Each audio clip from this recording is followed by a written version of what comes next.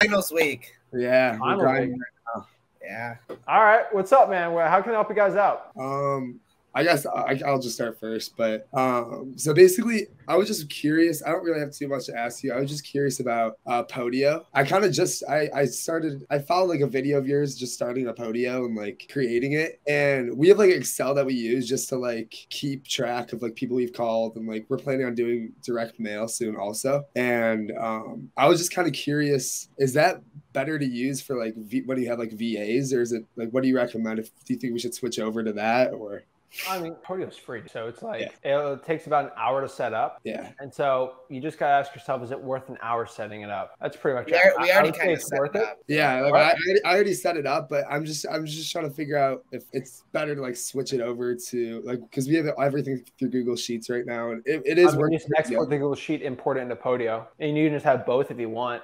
Yeah. I mean, dude, I used to do it all in a notepad, and then I put it on a Google Sheet, and then I put it into Podio. The reason why you want to do Podio, in my personal opinion, is because it will give you notifications when you got to follow up with a lead.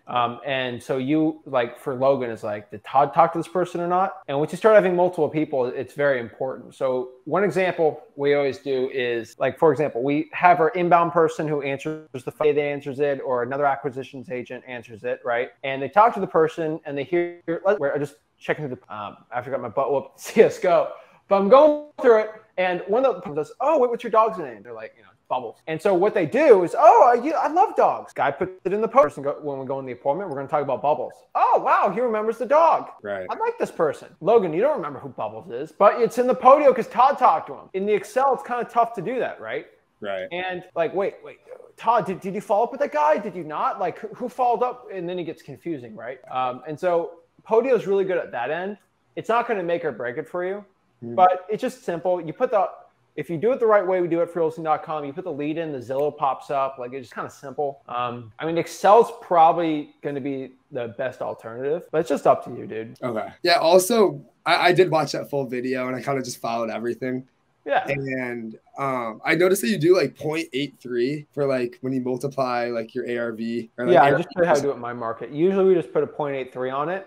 Okay. Because we don't like doing properties that are too expensive. But you're in Iowa, so probably going to bring that down just a tad. Yeah. So, yeah, it's up to you, though. Okay. So, I mean, I was just, I guess I was just wondering if I should still follow that like 100 to, or like 120 or less, that's times 0.7, and then like 120 to 200, that'd be 0.77 or 0.8, and then just up from there. But I mean, whatever you want. I don't think it's going to make or break it. I think you still got to do the MAO yourself.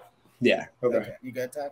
Yeah, that's pretty much it. I got 2 questions. So we just ordered like 2,500 mailers, like a very cheap way. Okay. Kind of just like ordered some cheap, just mailers from a website, and ordered envelopes, and we're gonna get stamps and stuff because it's like less than 80 cents per, or it's 78 cents per for the whole setup.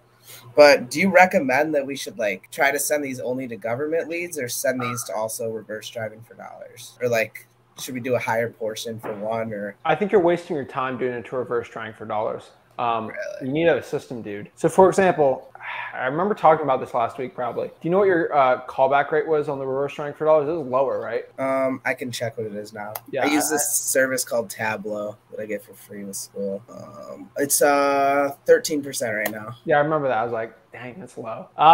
It should definitely pump that up. But 13%, if you take the 13% out of there, I think you should call that list and then mail the ones that don't answer that, because your call should be at least 25%. That is what. So we have it set up in Excel where it's they call, and then we'll check yes or no, and then it's if we called, and then we'll put yes, no, left a voicemail, or couldn't get the phone number. And then in the times where we couldn't get the phone number, and we use PropStream to skip trace everything, and like it's not that accurate really for us. Like it's like 40% accurate, and the other 60% really? I can't find. Yeah. What about like, True Google search? Is that good there, or does it suck that there? I think they're both pretty. They're pretty similar. You tried batch? No, we have not. Just because we're already using props. I think SMSAC.com has, 15 cents. You don't have to pay for anything. You can test that one out too. I mean, just keep testing it. Every state's so different, man. Yeah. But you are in a non-disclosure state, so it's a little weird. Yeah. Okay. And then secondly, tomorrow, a seller's getting back to us on a closing date for a property. She was just meeting with her son to pick a closing date. So hopefully we're signing a contract tomorrow. And I was trying to just figure out how closing works like before. So let's say the closing date's on June 1st and we get a buyer like really early. Like if we get a buyer really early, like do we wait until do we have to wait until that day if that's what they need, or like how's that? So, I mean, I don't know exactly how you're talking about the process here, but let me just kind of what I'm thinking here. Get the deal locked down, find a buyer, see if they're okay at that price. If not, you go to the next one, find someone, yeah, I'll do it. They walk through, assignment signed, boom, bring her the title or the attorney, and then get it done. Okay, so they got to submit the EMD though. But the money still wouldn't be until June 1st, correct? Like even if I get the buyer to sign and everything and get it done. Whenever everyone agrees to it. So the seller's got to have a date that they're good moving out, and the buyer has to agree that they can buy at that date. Okay, sounds good. Yeah, it's just got to work. Buyer usually wires the funds the day before closing, so everything's all smooth. And that's really it. All right, sweet. Promise you, it's simpler than you think.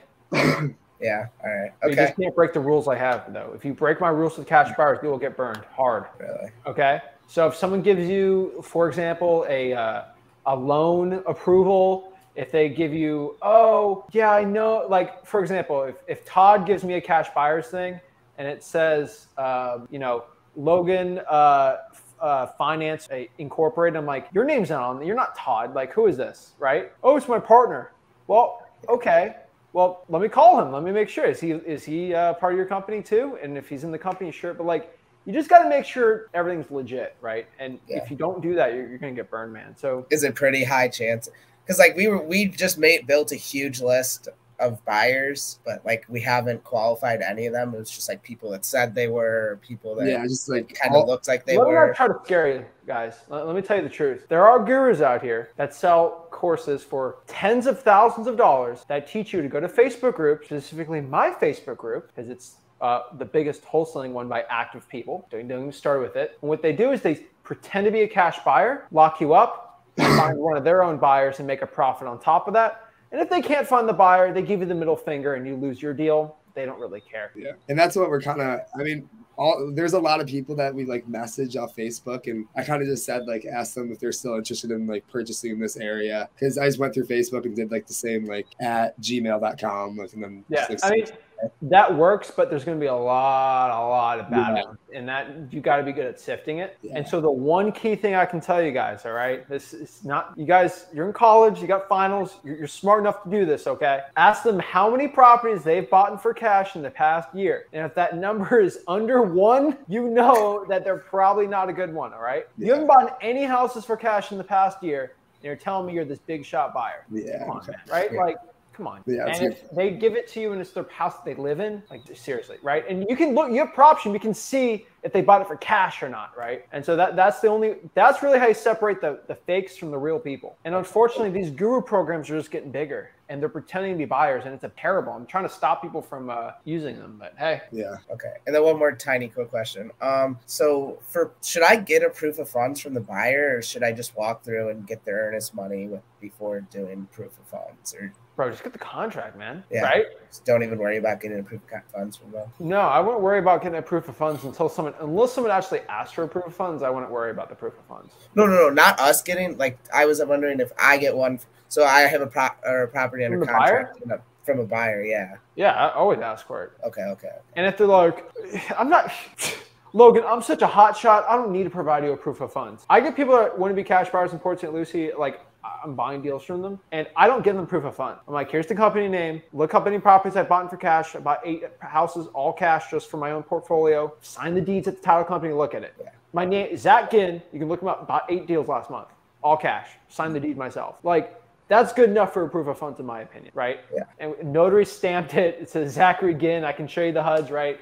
Outside of that, you need a proof of funds, right? Yeah. Because a proof of funds, you actually have to go to a bank and request it. It takes me like 30 minutes to do it. It's too much work for me.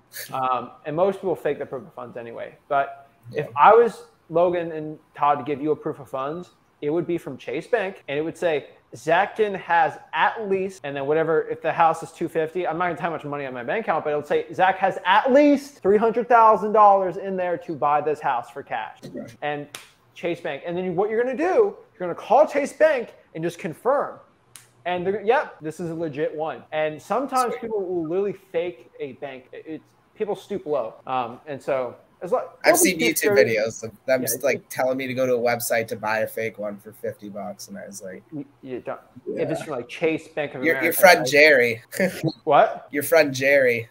Yeah. But I mean, nothing wrong with him. But like I'm telling you, guys, just you're smart enough to figure out a real buyer from a fake buyer. Mm-hmm.